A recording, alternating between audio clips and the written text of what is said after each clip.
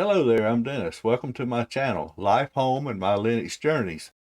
In this journey right here, we're going to finish off the showcases of my Linux distributions that I use. And there's about 5 or 6 different machines with more than that operating systems installed on them. And we're going to just, instead of giving each one of them their 10 or 15 minutes video, I'll just go through and kind of just highlight some of the stuff, the machines that it is running, or the machines that Linux is running on. So let's get over here. And the first machine we're going to start off with is it's a Dell Optiplex small form factor 7010, and it's been running Linux Mint Debian edition with the Xfce desktop. Getting close to, well, this December, I believe, will be 2 years. Yeah, I installed this on December 22nd, 2022, and hadn't had a problem since or ever. As you can see, it is on a hard drive, a 1 terabyte hard drive, and I use this machine primarily for data transfer. If I have something that needs to be transferred, whether it be data, movie, what have you, this is usually what I use it for. Call it 1.2 gigabytes of RAM being used. And I've been really happy with this machine. So let's move on. This will be the ASUS laptop, again running Linux Mint Debian edition with the Xfce desktop. And I use the task select command to do that. Right there, Xfce. And this laptop only has 12 gigabytes of RAM, but Debian likes it. You can see here 1.3 gigabytes of RAM usage. This machine laptop also supports virtualization. And let's see, this is the X555 display. We're using X11 with Xwayland, and we're using Pipewire along with ASUS. I got all of my normal stuff in the menu. On disk here, let's see how much time is on the disk. 7 days and 3 hours. Disk is okay. A total of 7 days and 3 hours I've been running this. So now let's go to my MK1 machine. Now this machine has a hot swap tray on the front of it, and I have 3 different Linux distributions running, and we're going to start with Calculate Linux. Calculate Linux 23. Run a NeoFetch here. And I should have stretched that out so it'd cover it all, but I'll do it again here. So this is Calculate Linux Desktop 23 with the Xfce desktop on the Precision Workstation T3500 MK1 Marketplace 1. Intel Xeon for the CPU. Stretch this down so we can see it a little better or get more of it in. That's Calculate Linux running on the Precision Workstation T3500 64-bit. This is BIOS boot only. 6-core, 6-thread processor, or 12 threads, I guess. We're using X11 with no Xwayland support, as well as we're using Pipewire. Again, this is Calculate Linux. I think I got my scripts here, yep. So I installed Calculate Linux on this machine on November the 27th of last year. So a few months, working on 4 months. And I've yet to have a problem with it. It's the Linux Mint Debian edition versus Debian stock or default. So this was the Calculate Linux on the MK1. Now we'll go to my Arch Linux installation on the same machine. Now, this is a different hard drive than I originally installed Arch Linux on. So the date that I installed it, this machine's been running Arch Linux ever since I've had the machine. So that's kind of a misnomer. I actually did a video where I installed Arch Linux on a SSD on this machine. I wasn't sure I had my script set up yet, but I think I do. Let's find out. Yep.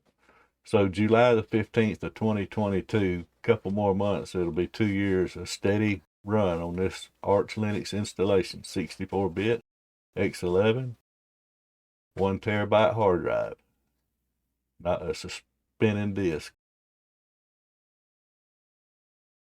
There's just to confirm it's Arch on the T3500. We're running Pulse Audio X11 with Xwayland support. Again, this is BIOS boot only. And here's one of the reasons why I love Arch Linux: 1.08 megabytes of RAM usage.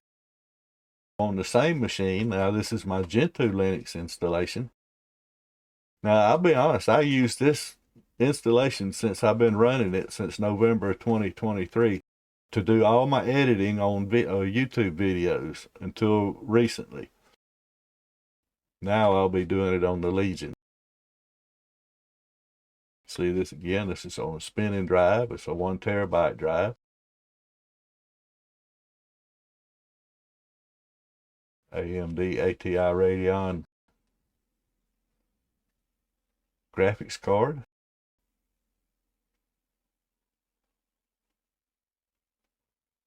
Some more info on it to confirm what we're doing here. This is Gentoo on the Precision Workstation T3500 with the Xeon processor.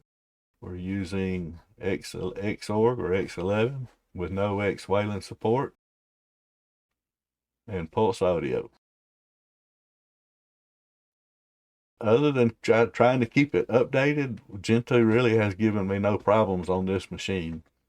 And here you go. That's even better than Arch. 789 megabytes of RAM usage. Awesome system.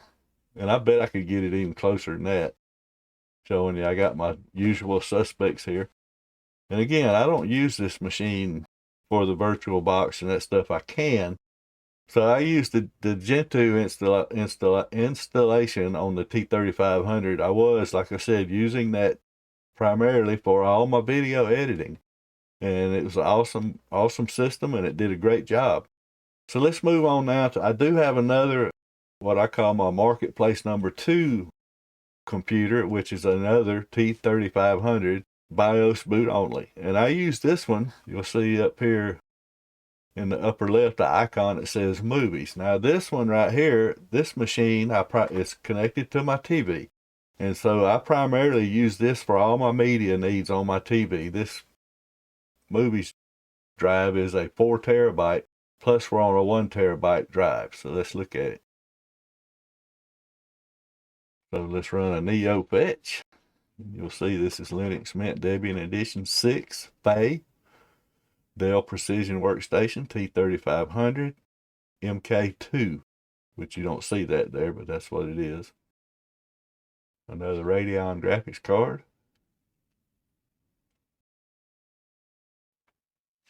Confirming the same information. We're using X11 with Xwayland support. And we're using Pipewire. I hadn't got my script set up here yet.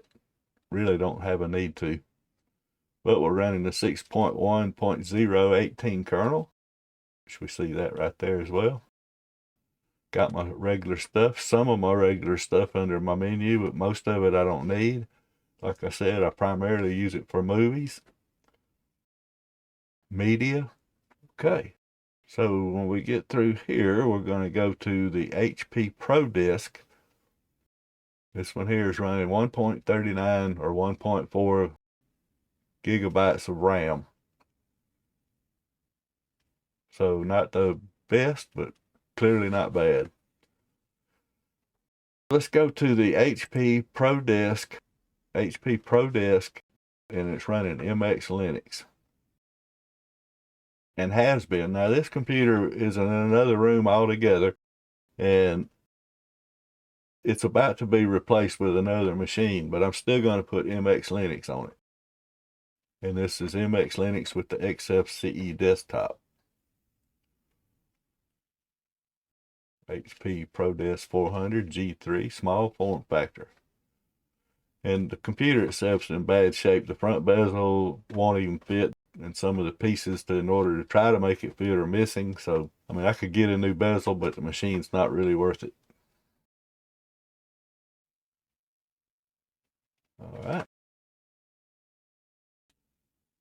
Let's see what system monitor says. We're using 1.2 gigabytes of RAM. That wasn't much different than what HTOP showed, or NeoFetch.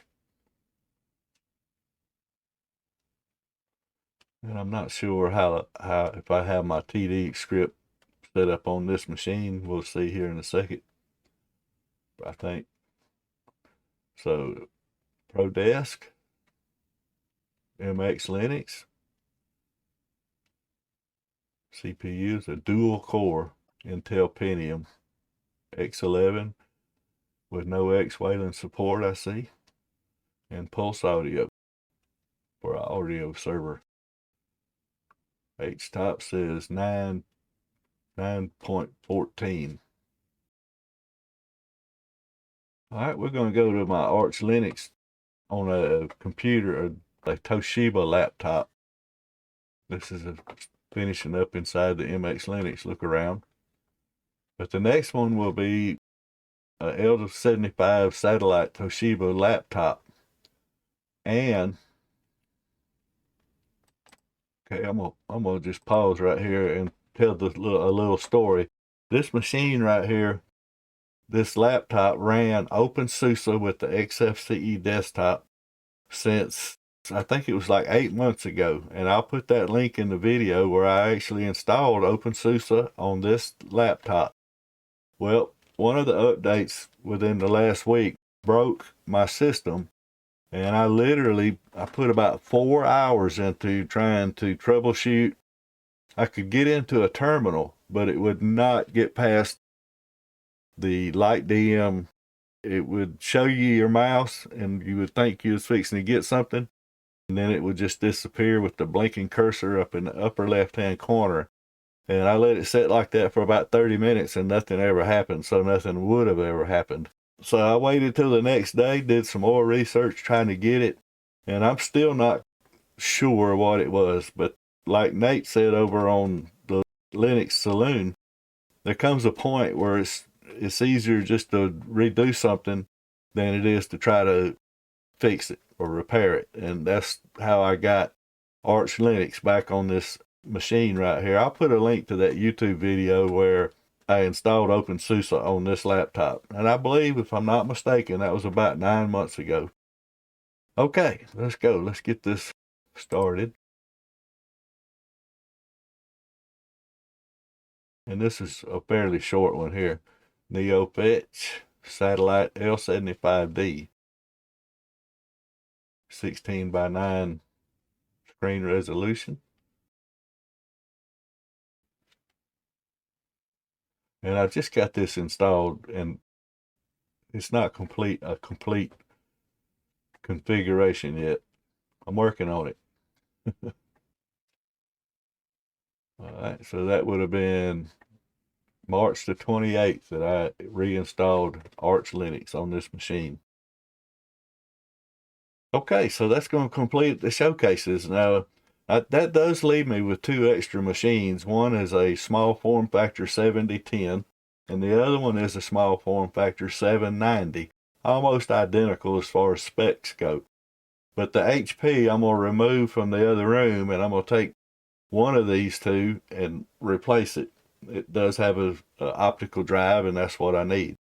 So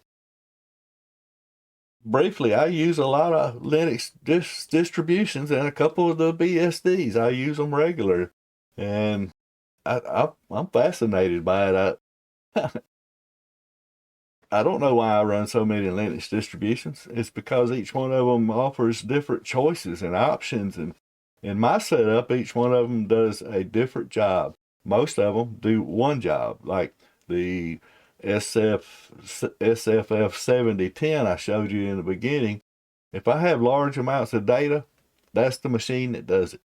The MK2, the T3500 that sits behind me over there next to my TV, that does nothing but movies. Nothing but movies, or media, I guess you could say.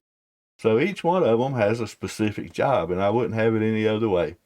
Sure, I could do everything on this one machine I'm sitting on right now, but where's the fun in that? If you have that option, why not use it? It sure beats virtual boxes. All right, guys, this is going to do it for this video. I hope you enjoyed it.